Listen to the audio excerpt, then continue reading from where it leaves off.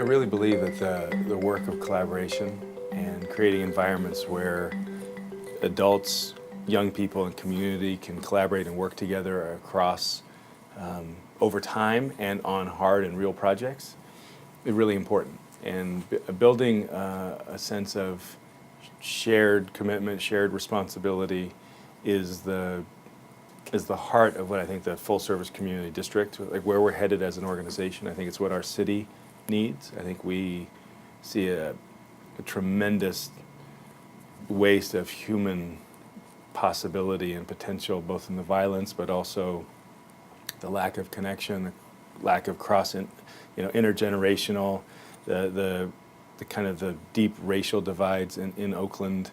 So working together and figuring out how to collaborate meaningfully and to think critically and give hard feedback and to wrestle deeply but care about the other person at the same time. That's a really important principle to me. And I think if we're serious over time about deinstitutionalizing oppression, racism, classism, a lot of the things that have been built into the system over time, and now we have in Oakland a really structured, a racialized structural pattern of where people live, what their lived experience is. If we take the responsibility as a public system to collaborate and learn and be in different kinds of relationships, then I think we can transform outcomes, not just in terms of academic metrics, but the way human beings are in relationship in Oakland, but broader than that. And so the collaboration piece, it also gives a sense of apprenticeship, because then you're creating opportunities for people to try stuff out in a kind of a low stakes environment when they start. If you have a really good system of how you invite people in, there's like a legitimate peripheral participation initially, like you can kind of be on the edge and watch it, and then I'll try that out, and you get invited in. Maybe the next time you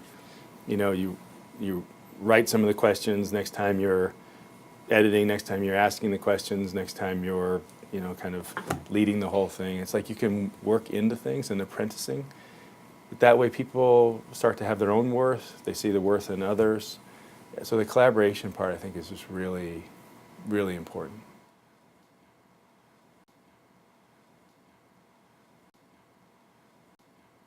Absolutely think that there's a super important role for self-directed learning and discovery and thinking deeply about a question and then having room to wrestle and try to figure it out. Sometimes I think the No Child Left Behind and some of the ways that public schools are rated, judged, and really, I would say, punished is on such a narrow measure that we've unfortunately stripped out a lot of the time inside of schools for the wondering that is just some time for kids and adults, quite frankly, to reflect and wrestle with things. So I think that there are after-school programs that are really hyper-structured and hyper-academic, and then there are others that have the process is really important, and that the end product is then the young person or the group describes, there's an exhibition, they have to talk about what they did together, what they learned, and the process is in fact part of the product. There are different times when different parts of the learning are really important. Sometimes it's good just to wrestle and dig in, and I don't like this topic, and I'm going to have to grind through it. I mean, that's resiliency, that's learning how to do stuff you don't really enjoy, but build your understanding about that.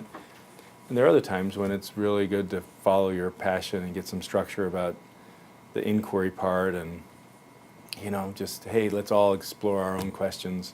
I think there are more opportunities to do that in the after-school time, because it's not as directly accountable and reflected in the academic ranking of a school.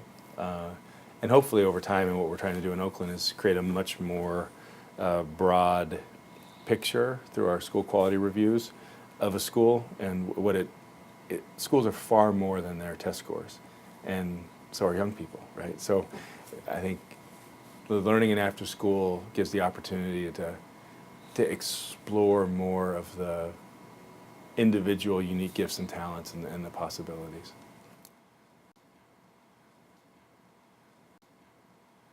The learning conversation is really important in the United States right now because there's been such a focus on accountability, and I think a hyper focus on the idea of human capital, almost the individual. It becomes the unit of change, even though we talk about systems and everybody, all systems have to get better.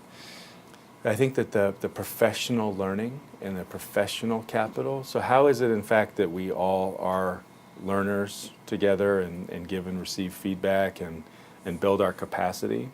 Because if you put an individual into a toxic environment, no matter how amazing that individual is, they can only do so much for so long. If you put somebody who is, regardless of the area, they're getting better at something, they're not quite great, they're just starting out, whatever, into a really powerful, thoughtful community of learners, this person is going to get better faster and contribute, right? So I think framing it around learning and sharing and building capacity is a very important move culturally away from just this strict accountability, this idea of if we can get down to the clearest metric and measure and rank and judge the individual, we'll be able to change the system. Personally, I believe that it's about learning. Learning is the work.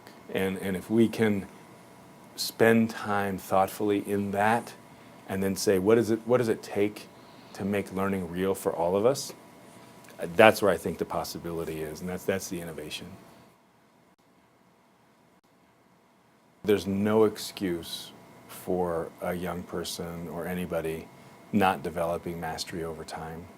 I think many of the other principles are facilitating conditions to develop mastery over time. And if in fact we don't hold ourselves as a community, as adults, as educators, responsible for ensuring that people develop mastery, then I think we've failed in our responsibility. And among those principles, it is essential that you develop the skills, disposition, and capacity to have a sense of mastery over the content or the topic or the activity, and not in every area, but to have some sense of strength and agency.